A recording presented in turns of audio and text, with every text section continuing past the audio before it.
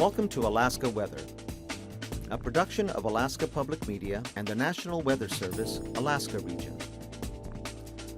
Produced and broadcast daily from the studios of KAKM, Alaska Weather provides complete forecasts, public, marine, and aviation for all of Alaska. Alaska Weather is made possible by the following sponsors.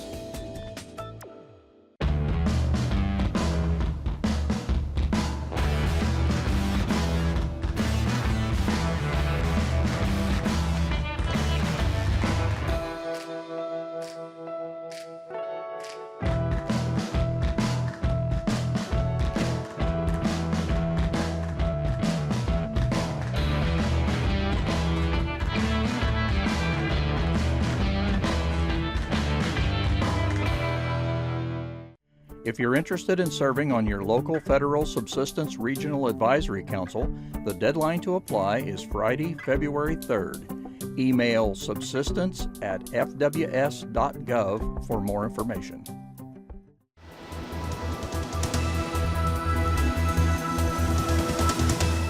The National Weather Service. Good Monday and Martin Luther King Jr. Day, everyone. I'm meteorologist Dave Snider with the National Weather Service. It's the 16th of January, and as always, we encourage you to stay up to date on your weather. You can do that several different ways. The weather information line is always available at 1-800-473-0391. You can find us online at weather.gov/Alaska. Or if you really want to start zoomed into your region, you can just substitute Juneau for the word Alaska. /Anchorage or /Fairbanks, and that way you kind of start off a little bit closer to home. A number of people are looking for the text products or just the straight text readout on your screen instead of looking at the fancy weather graphics that you see with the snowflakes and the raindrops and things like that. If you look under current forecast, you'll be able to find something that just says text only. Use that option if you're on a slow internet service or perhaps your cell phone. That'll get you there a lot faster. As always, if you have trouble finding weather information or you'd like a little more help finding the special things that you're looking for, send me an email at nws.ar.tvweather@noaa.gov and I'll help direct you in the right direction there or help you find something that's just missing from the site. No problem at all. Love to do it. Here's a look at what's going on across southeast tonight. This advisory is not current, so we're going to skip past this, but I will tell you that in the northern parts of southeast at this point, we are watching for high wind warnings up around Skagway and the Klondike Highway, and also looking at winter storm warnings for 12 to 18 inches of snow. It's possible by tonight and early tomorrow morning. Most of South Central would be colored here in yellow and across the Copper River Basin, the Middle Tanana Valley, and the eastern sections of the interior under winter weather advisories. And there's a blowing snow advisory for the Kachemak Bay region at this point.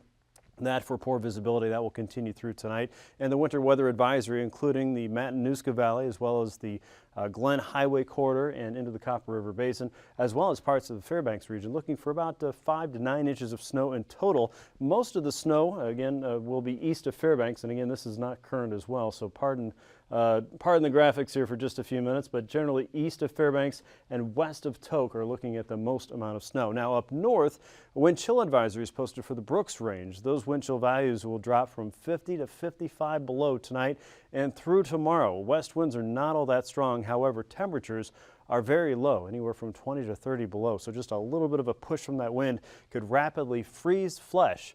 And while that sounds scary, it is scary, and you should do anything you can to protect yourself from the cold if you have to go out at this point. All right, let's take a look at satellite pictures. These look like they're up to date and ready to go. As you can see, low pressure is moving off into the north and western sections of Canada at this point. We've got several waves of low pressure across the North Pacific, and behind that is cold air pouring through the Bering Strait. And while that is timely for this time of the year, I guess, or seasonable, let's say, that cold air is going to be very cold. Some of the coldest right now across the northern hemisphere. And as that moves southward, we're going to get it right on the chin. Many parts of western Alaska are already there. In fact, places around McGrath have been very cold today, anywhere from I think 35 to maybe even 40 below, 42 below at some time today. So the cold is certainly sinking into the nooks and crannies of interior and western Alaska, and it's not going to leave for most of the week. So those of us in south central Alaska and southeastern Alaska won't be dealing with that significant cold as much, but it is moving southward, and we will get at least a taste of it in south central, and some of that will try and work its way towards southeast, so that will be a considerably harder thing to do. Looking up north, you can see not a whole lot of cloud cover here, a little bit of a northerly flow trying to drop southward, and there we go. Overall, looks like this is last night's satellite picture, and you can see this low pressure system left over from last night driving north and northeast.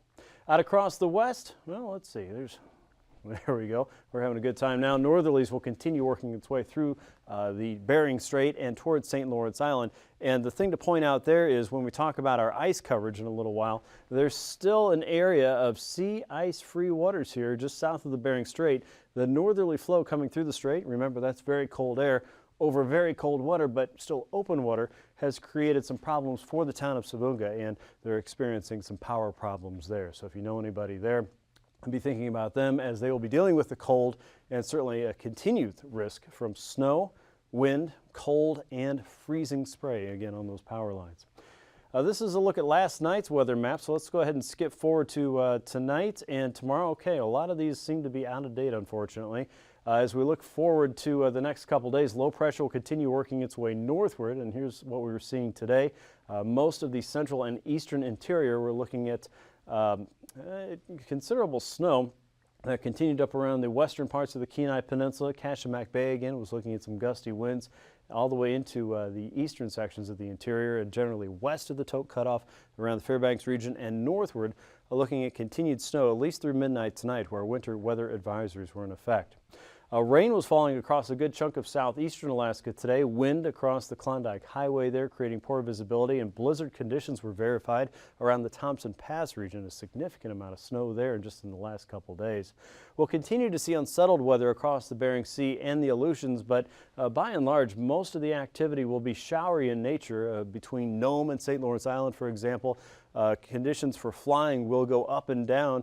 MVFR probably for most of the time, but as snow showers move back in, IFR should be expected as snow bands pass through, and then conditions will gradually improve. But the biggest significant impact across the west, southwest, and the north, of course, will be the big deep cold that's coming our way. Here's a look at Tuesday, and high pressure drops in, and it will be large and in charge across the interior with temperatures anywhere from 20 to 30 below in many cases, and probably even colder than that. Wind chill advisories continue for the eastern Brooks Range there with values from 50 to about 55 below. Temperatures this afternoon were a lot colder than what we're seeing. This is looks like yesterday's charts there, and we're looking at McGrath now that's taken a tumble of about 30 degrees at least in some cases this afternoon. So many locations there were well below, anywhere from 20 to about 40 below across the west, and that combined with wind makes for a very dangerous situation.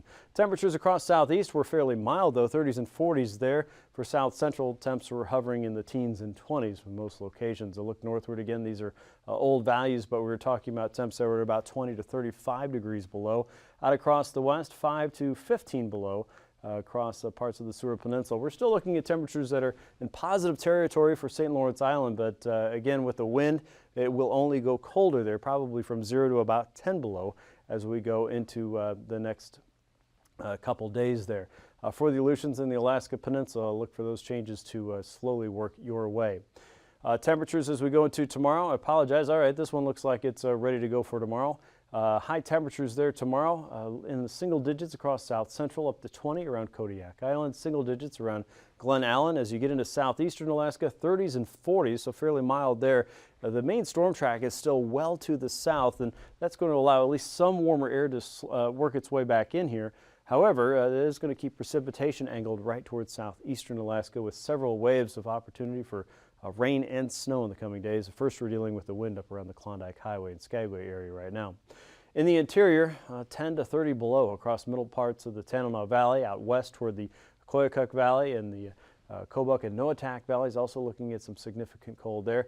Remember, what you see across the North Slope really isn't the full story, because 10 to 15 below plus a wind chill makes that feel like 20 to 30 below at least, if not even colder. Across the west coast, a very significant jump in temperatures here across the coast.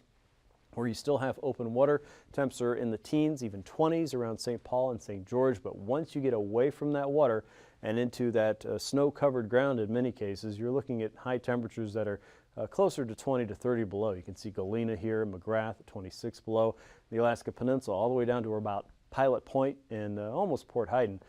Temperatures there only in the single digits until you get into the teens at the southern tip of the Alaska Peninsula. So big cold in most places across Alaska, and it will be rough, tough, and hard to scrape out of here without a significant pattern change. So most of this week is going to look significantly colder.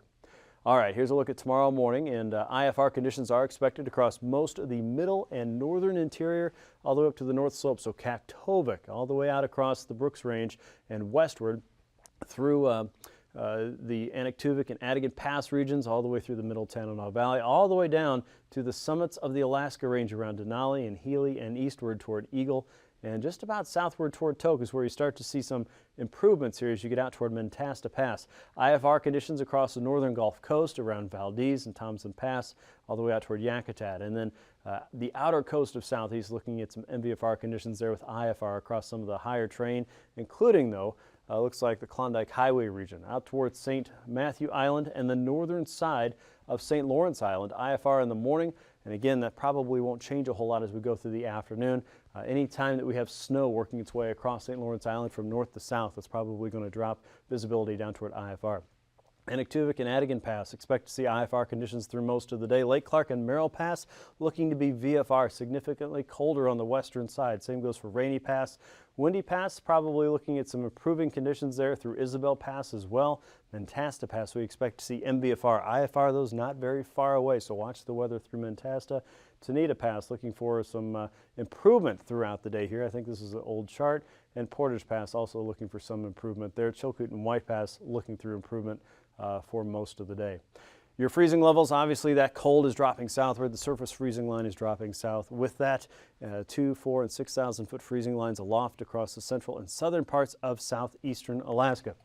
As we go through the icing map, levels there between 6,000 and 7,000 feet, hit and miss. Most of this is light to isolated moderate across the interior, where snow will continue through tonight and tomorrow. And across the west, still a little bit of moisture moving through. The other issue is if you're flying a little, especially coming into land for some cases, watch out for some of that open water there north of St. Lawrence Island, as heavy freezing spray is still an issue around the island itself there. So there could be moisture lofted off of the surface, not so much from the ice in the air there, so be careful. The jet stream shows the main storm track as well south of Alaska. Wind speeds here from 175 to 185 knots at peak, coming into the Pacific Northwest around 110 knots. Southwesterlies crossing the northern Gulf and into western Canada, also allowing that deep cold to drop southward across the Bering Sea. 9,000 feet, our trough of low pressure sitting across the central and northern parts of northern Alaska, I should say. Northeasterly winds moving through the Bering Strait with west and southwesterlies coming in across the Alaska Peninsula region and Bristol Bay. Southerlies are still working over southern Alaska and southeast 15 to 20 knots there, with southwesterlies across Prince William Sound 10 knots. Look for a west and northerly flow developing out across the western side of this trough again, which is pretty much right about here. Let's take a look at 3,000 feet, and you're not going to see a whole lot of differences here. A little different speed coming in with northerlies working their way right through the Bering Strait, 15 to 20 knots. Some minor interruptions. We've got low pressure working its way here. This is all going to fill in and eventually be overtaken by northerlies pushing their way south across the Bering Sea. Meanwhile, low pressure is kind of stretching its way out across the central and eastern Gulf. Southerlies continue for southeastern Alaska. Winds are fairly light, wrapping around low pressure across the northern Gulf and also across the interior. Look what's winding out here. Northerlies coming down across the north slope despite low pressure trying to draw that in. And then easterlies working across the central and western Gulf. All right, here's a look at turbulence, and this is a little bit, I believe this is an old chart. So I'll tell you what, we'll just go ahead and take a look at our next weather segment here. We'll get the marine maps queued up for you, and we'll be back in just a few minutes.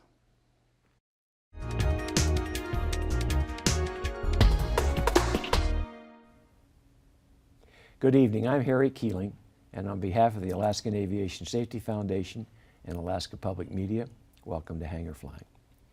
Our guest this evening is Lambert de Gaver. Lambert grew up in Switzerland and first demonstrated his love of flying by piloting gliders. He then went to flight school in the U.S. His real passion is helicopters, having learned to fly them in Oklahoma and then working there for 7 years. He's amassed over 30,000 flying hours in 150 different aircraft. He worked for ERA for 30 years and currently works for Northern Pioneer. Welcome, Lambert. Glad to be here. Lambert, you've flown an amazing number of aircraft, but you told me your favorite's the A-Star AS-350. Tell us why. I think it's the best helicopter ever made. It's maneuverable, it's stable at the same time, it has power, it has an excellent control, it's smart made, low maintenance, it's just a fantastic aircraft. And how much time do you have in it? Over 14,000 hours. Wow. Is it pretty popular worldwide? Yeah, it's the light helicopter nowadays. Yeah. Are you flying it right now? Yeah. It seems like when we've talked that you've had relatively or remarkably few in-flight emergencies. You did mention one, I think, early on in your career, towing gliders. Can you talk about that? Yeah, I also was lucky that I worked for companies who had excellent maintenance, like ERA did. And the story with the glider towing, I was towing a glider in a Stinson L5, an observation plane. And we just had taken off. The glider had an instructor and a student in it, and we just had taken off, and it turned crosswind when suddenly there was an incredible vibration and a dust cloud, like in an accelerated stall. And the vibration was so bad that it shook my headset off, and the altimeter popped out of the panel and hit me at the knee. I still have a little scar there.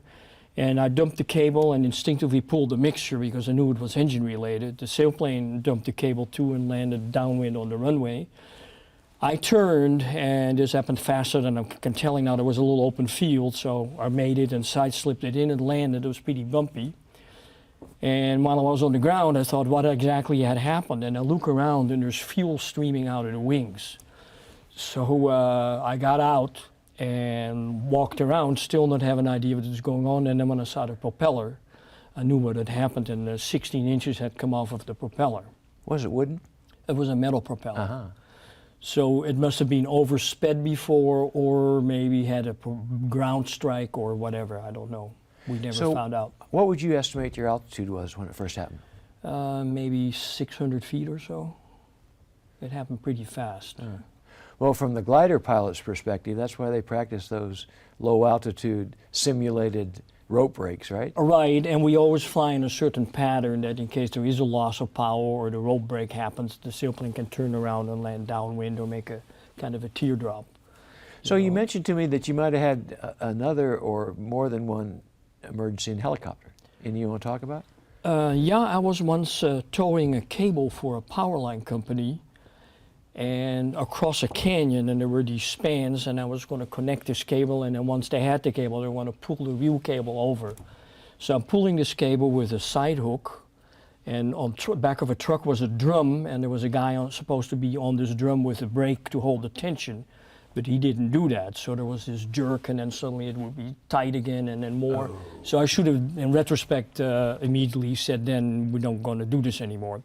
So I was about mid-canyon when suddenly there was an incredible jerk and a power loss. So I dumped the cable, and now I'm on auto rotation with the needles joint. The helicopter's still running, and there was really not a place to go except a hole in the trees.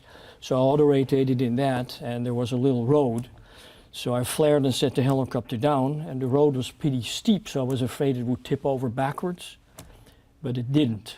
Wow. So I sat in there till the road had stopped, and then I got out real careful with my foot on the skids, and then I let it tip over on the tail rotor guard, no damage done. Then I looked around, and it turned that the turbocharger was red hot, it was the Bell 47. It turned out that the turbocharger bearing had failed and locked that up, and therefore it prevented the exhaust gases to come out of the engine. Wow. So what the wastegate's role was in this scenario, I never found out.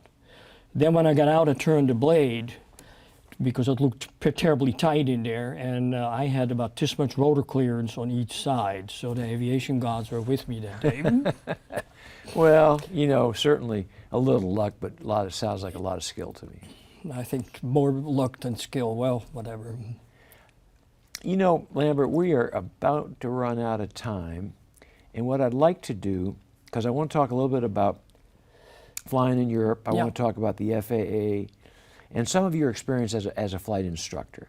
So let's get you back on next time, Okay, and we'll pick it up from there. sounds good. Thank you. Ladies and gentlemen, I hope you enjoyed tonight's program.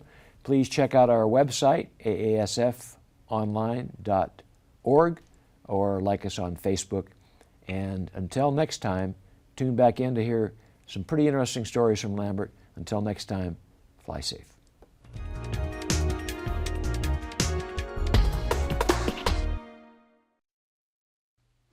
Thanks, Harry. Speaking of hangar flying, let's recheck that turbulence map. We've got it back up to date. Things are loaded and so far look pretty happy. So here we go. The latest and greatest chart for tomorrow shows that we could have some chop on the southern side of southeastern Alaska, below 6,000 feet. Watching for some gusty winds there between Kamishak Bay and Kashamak Bay and the northern tip of Kodiak Island below 4,000 feet. Also across some of the Copper River Basin on the eastern side there below 6,000.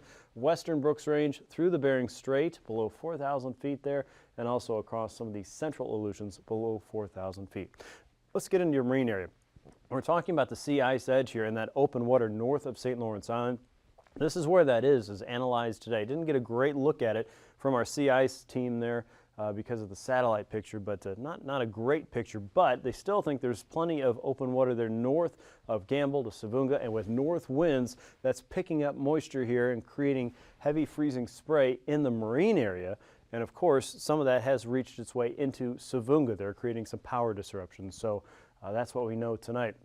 Again, a little look at that continues that problem probably through tomorrow at least. But the good news is the northerlies are working this ice, actually pushing the physical ice edge southward, even if the winds aren't allowing some of that to grow. But once those winds stop, it should grow fairly quickly. So there is good news there. Ice is coming your way eventually, even if it's not there tonight.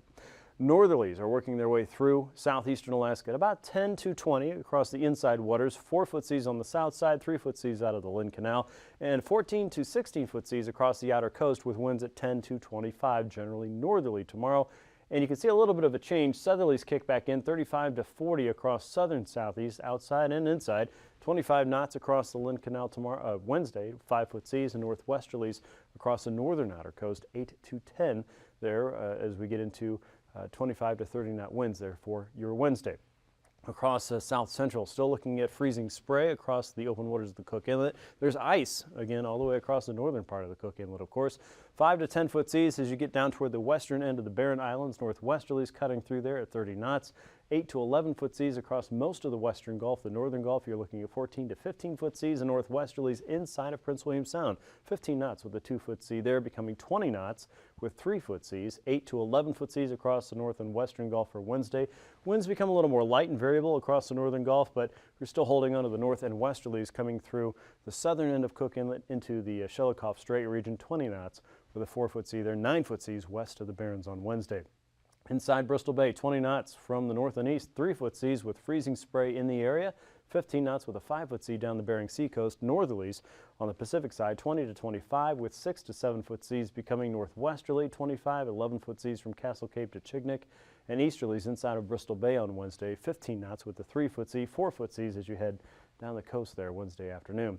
Northeasterlies for the eastern chain, 15 to 25, 7 to 11-foot seas on the Pacific side, 13-foot seas down the coast, and north and northeasterlies as you get toward the west and west central side of the chain, 20 to 30 knots with 14-foot seas there around Kiska. And then you see a stronger southeasterly flow developing, 25 to 30 knots, 11 to 13-foot seas in the region with a north and northwesterly flow through Adak and Atka, 12 to 13-foot seas there in the area for Wednesday. Here's a look at St. Lawrence Island. Heavy freezing spray is still a problem around the island. Northerlies coming over that open water there north of the island will create that threat on land as well. 20 knots with a 5-foot sea in the region. There's ice north of Nunivak Island. Easterlies outside of the Kuskokwim Delta region, 20 knots with the 3-foot sea, and northerlies for St. Matthew. That'll stay about the same. Look for 8-foot seas in the region there on Wednesday. Still predicting northerlies at 20 knots with a 5-foot sea around St. Lawrence Island for Wednesday. So not a whole lot of change going forward there. And until that area closes in, there will still be a heavy freezing spray threat for our northern village communities there on St. Lawrence Island, including Gamble and Savunga. The north slope, look for light north and east winds across the Beaufort Sea, 10 knots there. 10 knots across most of the Chukchi coast until you get outside of Kotzebue Sound. Northerlies at 20 knots there. Again, that is all over mostly ice waters. Westerlies across the Beaufort Sea, 5 to 10 north and westerly winds for the Chukchi coast, and we'll keep those winds a little bit stronger on the outside of Kotzebue Sound, 20 knots there over the ice on Wednesday. Let's recap your surface charts, and these are up to date. I checked them myself. Here's a look at what we see across Prince William Sound, a 984 millibar low, cold air dropping southward into the northern Gulf. High pressure's trying to gain control. It's not going to do such a hot job this week across the eastern Gulf, and low pressure sitting just south and west of Haida Gwaii at 985 millibars. We've got snow in the region through tonight, the heaviest of which will be out across northern parts of southeast with a winter storm warning and high wind warnings around the Klondike Highway there, so around Skagway and up the pass. Conditions are going to be pretty tough there, especially blowing and drifting snow, so be careful if you're trying to make it through that region. Be prepared for really poor conditions as that continues through tonight. Winter weather advisories pretty much south of the Brooks Range into the middle Tanana Valley all the way down into the Kenai Peninsula. Snow is gradually winding down from southwest to north and east, but we have blowing snow around Kachemak Bay in the Homer region there, so be prepared for poor visibility. Not necessarily a whole lot of snow falling anymore, but that snow will gradually taper off from northeast or from southwest to north and east, with snow totals probably around the 9-inch region for many around Anchorage and northward, and about 4 to 7 west of Tok and east of the Fairbanks area. And then wind chill advisories for the Brooks Range, 50 to 55 below. Cold stuff there as we go in through the next couple days, and that cold air is dropping southward. Watch for snow and snow showers across the northern Bering, including around Savunga. Nome looks to be a little bit drier there, partly to mostly cloudy sky the next couple days. So good news leaving Nome and returning to Nome if you're flying in that direction, but there will be some snow moving through the St. Lawrence Island area. Clearing sky across south central and southwestern Alaska. Southeast still watching for some snow in the region, and there could be some mixed precipitation developing offshore. A 974 millibar low across the outer coast of southeast as we get into Wednesday, and snow continues out west with significant cold on land. Thanks for watching Alaska Weather. See you again tomorrow. These forecasts are to be used for planning purposes only. Call 1-800-WX-BRIEF for a formal pre-flight briefing. Always file a flight plan before you go flying. The U.S. Coast Guard Auxiliary urges you to leave a float plan with a friend or the harbor master before you go boating. Alaska Weather is made possible by the following sponsors.